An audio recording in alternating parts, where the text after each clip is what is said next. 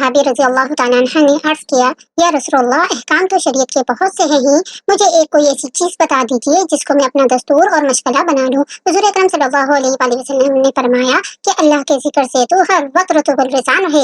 एक और हदीस में है कि हज़रत माज़ रज़ी अल्लाह तआला अन्हा फरमाते हैं कि जुदाई के वक्त आखिरी गुफ्तगू जो हुज़ूर अकरम सल्लल्लाहु अलैहि वसल्लम से हुई वो ये थी, मैंने दरियाफ्त किया कि सब अमाल में महबूब तरीन अमल अल्लाह के नज़दीक क्या है। हुज़ूर अकरम सल्लल्लाहु अलैहि वसल्लम ने इरशाद फरमाया कि इस हाल में तेरी मौत आए कि अल्लाह के जिक्र में रतबुल लिसान हो। फायदा, जुदाई के वक्त का मतलब ये है कि हुज़ूर अक़दस सल्लल्लाहु अलैहि वसल्लम ने हज़रत माज़ रज़ी अल्लाह तआला अन्हा को अहले यमन की तबलीग व तालीम के लिए यमन का अमीर बनाकर भेजा था। उस वक्त रुखसत के वक्त हुज़ूर अकरम सल्लल्लाहु अलैहि वसल्लम ने कुछ वसीयतें भी फरमाई थी और उन्होंने भी कुछ सवालात किए थे। शरीयत के अहकाम बहुत से होने का मतलब ये है कि हर हुक्म के बजाय आवरी तो जरूरी है ही, लेकिन हर चीज में कमाल पैदा करना और उसको मुस्तकिल मुश्किल बनाना दुश्वार है। इसलिए उनमें एक ऐसी चीज जो सबसे अहम हो, मुझे ऐसी बता दीजिए कि इसको मजबूत पकड़ लूं और हर वक्त हर जगह चलते फिरते उठते बैठते करता रहूं। एक हदीस में इरशाद है कि 4 चीजें ऐसी हैं कि जिस शख्स को ये मिल जाए उसको दीन व दुनिया की भलाई मिल जाए।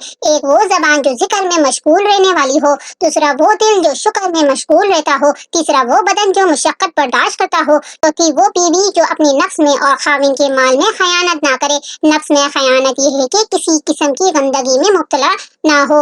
रतबुल लिसान का मतलब अक्सर उलमा ने कसरत का लिखा है और ये आम मुहावरा है। हमारे अर्थ में भी जो शख्स किसी की तारीफ या तस्कीरा कसरत से करता है तो ये बोला जाता है कि फलाह की तारीफ में रतबुल लिसान है। मगर बंदा नाचीज के ख्याल में एक दूसरा मतलब भी हो सकता है, वो ये कि जिससे इश्क व मोहब्बत होती है उसके नाम लेने से मुंह में एक लज्जत और मजा महसूस हुआ करता है कि अल्लाह का पाक नाम लिया जाए कि मजा आ जाए। मैंने अपने बाज बुजुर्गों को बकसरत देखा है कि जिक्र बिलहजर करते हुए इसी तरावट आ जाती है कि पास बैठने वाले भी इसको महसूस करता है और ऐसे मुंह में पानी भर जाता है कि हर शख्स इसको महसूस करता है। मगर ये जब हासिल होता है कि जब दिल में चुपके हुए और जबान कसरत से जिक्र में मानूस हो चुकी हो। एक हदीस में आया है कि अल्लाह से मोहब्बत की अलामत इसके जिक्र से मोहब्बत है और अल्लाह से बग़्ज़ की अलामत इसके जिक्र से बग़्ज़ है। हज़रत अबू हुरैरा रज़ी अल्लाह तआला अन्हु फरमाते हैं कि जिन लोगों की जबान अल्लाह के जिक्र से तरोताज़ा रहती है वो जन्नत में हंसते हुए दाखिल होंगे।